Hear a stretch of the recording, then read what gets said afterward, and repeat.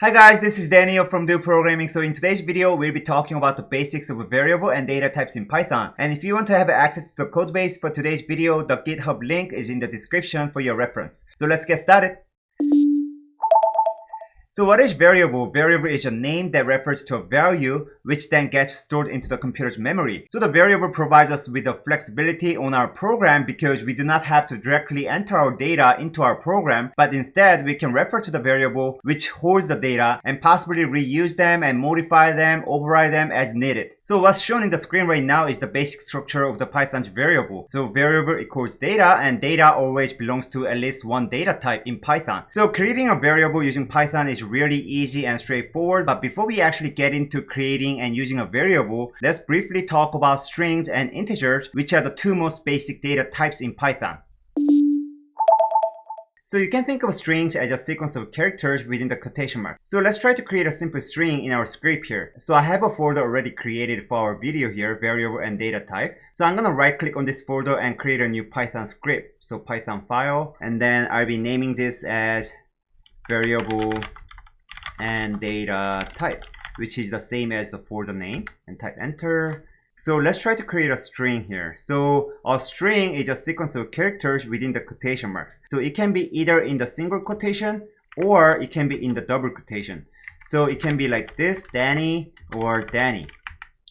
Both of them actually works. So it's your preference to choose which quotation marks that you're gonna be using. So I'm gonna be using the double quotation for now. So now we have a string data type here. Then what is an integer data type? So integer is a data type that stores the whole number, either the positive or negative numbers, so that it can be either written down as -35 or 35 or 0, 5000, 1, 2, 3, 4. So it's basically all the numbers that's not within the quotation marks, and it's not a decimal point. So this is not an integer, right? Because it's a float number, it's a decimal point. So the integer should be like -50, 50, or 0, something like that. So I'm gonna write a 35 here as an integer value. So now we have a string value and an integer value. However, this doesn't mean anything because we did not create any variable just yet. So let's create a variable out of these two values here. So the Danny is my first name, so I'm gonna be typing first name equals Danny. So what we are doing here is that we are setting the first name variable equal to Danny. So we are saying it as first name is Danny. And let me do the same thing here. So age equals 35. So we are saying that age is 35. So now we have two variables here. Let's try to print this out. So I'm gonna be doing a print first name, comma, age. So what this comma will do is that it's gonna actually print the Danny and 35 back to back. So let's try to run this. So when you run it, you will see Danny and 35 right next to each other. And so this is actually same thing as you writing print Danny, comma, 35. So whenever we run this one more time, you will see the same result, Danny, 35. So by using the variable here, we get the clear benefit that we don't actually have to write our data directly into the program, but instead we write it once and then we will actually refer to the variable that holds the value every time that we need to use them. So the key here is that the variable is the representation of a value that holds a different data type. So the first name is holding a string data type, Danny, and age is holding an integer data type, which is 35. So before we actually move forward working with variables, I want to briefly talk about the conventions to create variable and its name, and also some restrictions of creating a variable. So before you create a variable, we need to think about the variable name because we need to set our variable name as specific and meaningful as possible. And the reason for this is that when you are working and sharing your code with other people, or when you take a look into your code like 3 months from now, you or other people needs to be able to understand what each of the variable actually means, right? But if you set the variable like a equals Danny and temp equals 35, other people looking at this code would not have much idea of what a or temp would actually means. They can try to figure out what this means by looking at the value Danny here, but it's still unclear whether this Danny actually means the first name, last name, or middle name. And 35 is even worse because 35 can mean so many different things. So if you set the variable as temp, the other people trying to look at your code and try to implement on top of your code will be super confused because they wouldn't know what each of the variable actually stands for. And I want to also briefly mention about the start of creating a variable. So as you can see, I'm currently using a snake case. The first name and age is a snake case. So snake case is the coding style recommended by the Python's PEP 8 standard. So snake case recommended by Python's PEP 8 standard. So when you create a variable name, every letter should be lowercase and every spot that requires a space will be replaced by underscore. So let's say that you are creating a variable that says Danish programming course. So Danish programming course. If you were to convert the above sentence into the variable name following the snake case, you would do something like this. So Danish underscore programming underscore course. So as you can see, we've removed the apostrophe because it's a special character, and we removed all the space here with the underscores, and then we made all the capital letter into the lowercase letter. So this is the variable name following the snake case, and this is the style that many other developers are currently using because it provides us with a standard that everybody can easily follow and share.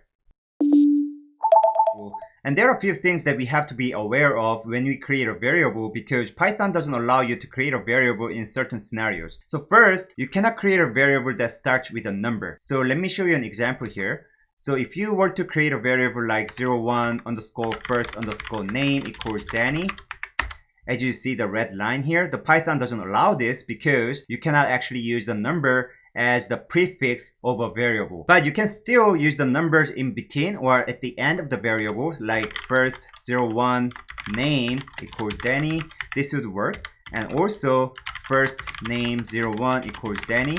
This would work. And the second thing here is that you cannot use Python's keyword as the variable name. So let's say that we are trying to create a variable called class. So class is a keyword that Python uses. So if I were to type class equals something, the Python doesn't allow this because, as you can see, the class is in orange color. So this means that this class is being used as a keyword in Python so that we cannot actually use its name as a variable name. The last thing here is that you cannot use a special character as a variable name other than underscore. So if you were to create a first name like this, first name % equals Danny, this is not allowed because % is a special character. So the only special character that's allowed, as I mentioned, is the underscore. So that's why we are doing first underscore name equals Danny.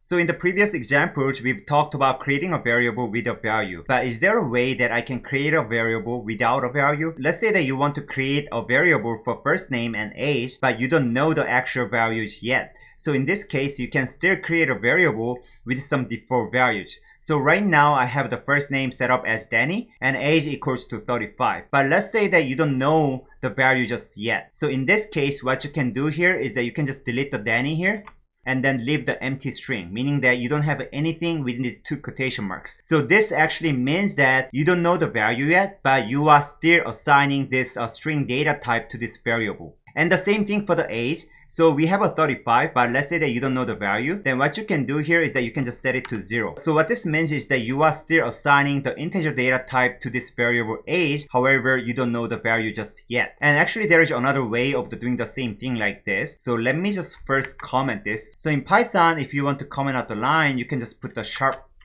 key here and sharp. Okay, so let me try to do the same thing here, but with a slightly different syntax. So I'm gonna write first name equals string. So what I'm doing here is that I'm actually specifying this variable to have a string data type. So when you actually set up the string like this, it actually means that you are assigning an empty string into this variable. So this string parenthesis equals this empty string. And same thing for the integers. So age equals int. So what this will do is that it's gonna set up this age variable with a value of 0. But this is just a different way of actually handling the default values. So there is actually another way to create a variable without you specifying this data type. So let me comment this out. And let me create another first name. So first name equals none. So what I'm doing here is that I'm assigning this none data type into the first name variable. So this none data type is not the string data type and it's not the integer data type, but the none data type is a special data type where we just say that this first name means nothing. It doesn't have anything assigned to it yet. So that's what none actually means. And I think that we're gonna cover more about this in later videos. So now we just talked about how we can actually assign default values in a case where you don't have a values for the variable. So now let's talk about how you can actually reassign values to already created variables. So let's say that we have a variable like first name equals Danny And for some reason, you want to override this. So right now it says Danny, but in the later lines of the code, you want to actually say that the first name is not Danny. The first name is Steven. Then all you have to do here is that write down the first name again and specify with a different value, Steven. And if you try to print this out, you will see Steven. As you see Steven here. And the reason being here is that the Python is actually being run from top to bottom. So at the line 32, the Python actually reads the first name variable as Danny. However, at the line 34, first name is now changed to Steven. So the print statement at the line 36 will actually print out the latest value that it was assigned to the variable first name, which is the Steven. So far we've been actually creating a variable like this. So we actually specify the name for the variable and we set that equal to a value. And this value has been always provided by us. Is there any way that we can actually create another variable and set that to a value? And this is actually pretty straightforward. So let me change this first name to something else. So I'm gonna just put new. So what I did here is that I created a new variable called new first name and I set that equal to Steven. And if you want to use this variable as the value of the first name, then all you have to do is that you just write first name equal new first name. And if you print this out, the output should be Steven. And the reason for this is that we actually override the first name with the new variable, which is the new first name, and it has the value of Steven. That's why when you actually print the first name, it's gonna print out the Steven here.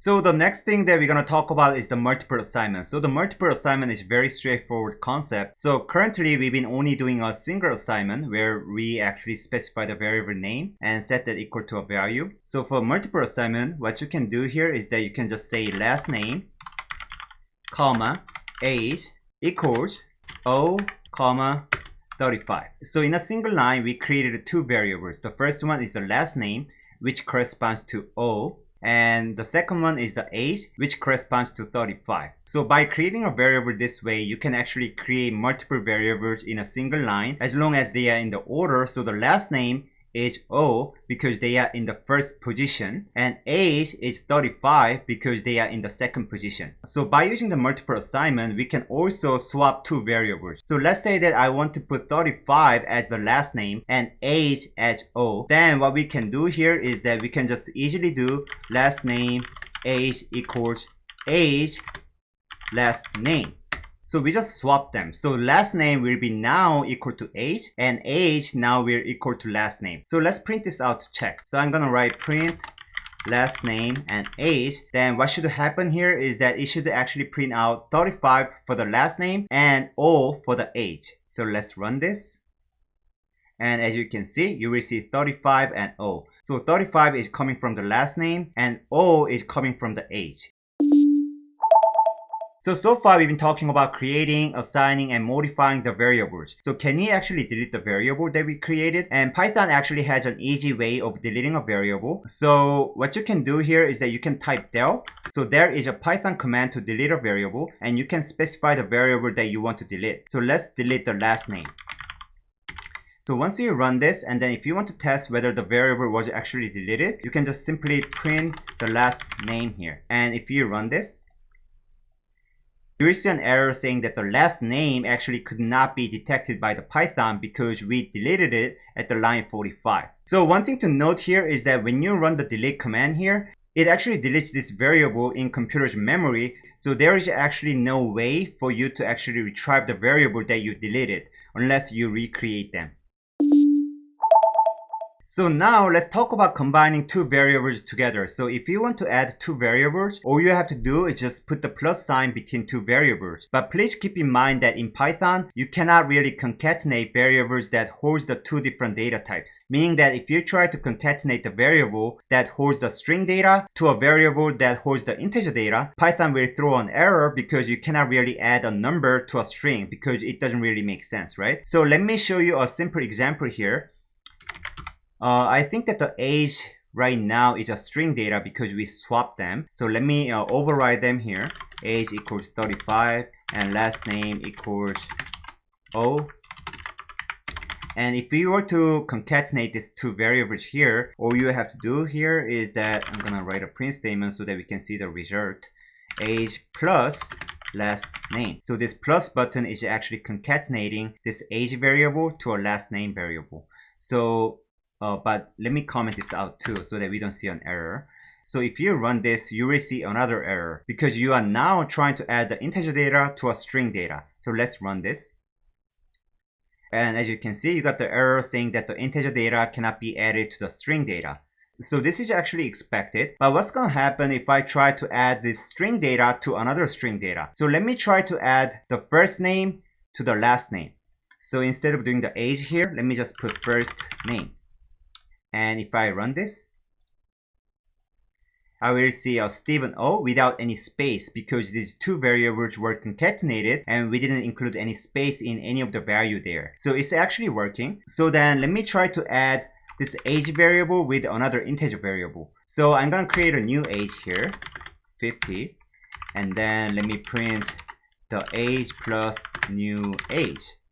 Now what we are trying to do here is that we are trying to add this integer variable to another integer variable. And let's see what happens.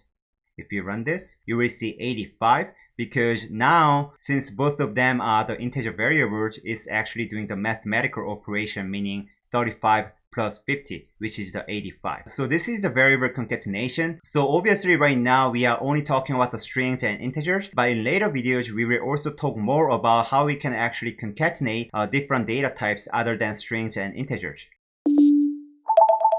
So we just talked about the variable concatenation. So now let's briefly talk about how we can actually change the data type. So let's say that I want to change this age equals 35 into a string data type. So currently it's an integer, as we can see. How can we actually change this to a string? So Python has an easy way of doing it. So all you have to do here is that you just type string, open and close, and then put age in between. So what this would do is that it's going to change this integer data type to a string. So the output of this will be something like this, right? So what this means is that we can now try to concatenate the age to a last name because both of them are string data type. So and let me write a print statement so that we can actually see the result of the concatenation. So print age, string age. So this is the same statement that we wrote above here, plus the last name. And if you run this, you will see 35O. Now it actually worked without any error, and 35 and O could be actually concatenated because both of them are string data. So we've been dealing with the integers and strings. Let's learn how we can actually see the data type using Python command. So Python has a command called type. So within the parentheses, if we specify the variable such as age, so this command will tell you the data type of the variable age. So if we were to print this out, and run this command, you will see class integer. So it clearly tells that the age variable has an integer data type. So let's try the same thing for the last name. So type and last name. And if you run this, you will see string. So the last name has the string data type, as you can see. So this type command can be useful if you want to check the data type within the Python program. And lastly, let's talk about the id command here. So id command is another useful Python command. So id, open and close parentheses. So what this method does is that it actually returns the unique identifier that represents a location of a variable within the computer's memory. So if I were to put id age and print this out,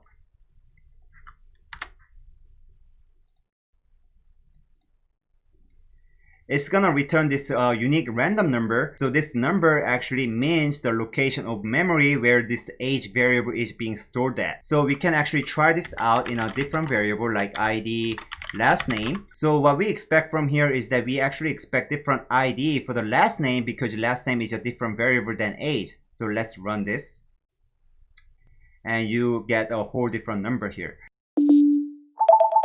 So I think that's it for this video. We've covered some basic information about Python's variables so that we can learn about how to create and use them in programming. But obviously there are some other topics that we haven't covered just yet, such as local and global variables, mutable versus immutable data types, which I think that we will try to cover more in later videos once we actually get to that point. So if you have any questions, please feel free to comment down below, and you can find all the content for today's videos in the GitHub link below in the description. And if you found this video helpful and want to see more Python programming videos, please don't forget to subscribe and like my videos. Thank you so much for watching and hope to see you in next videos.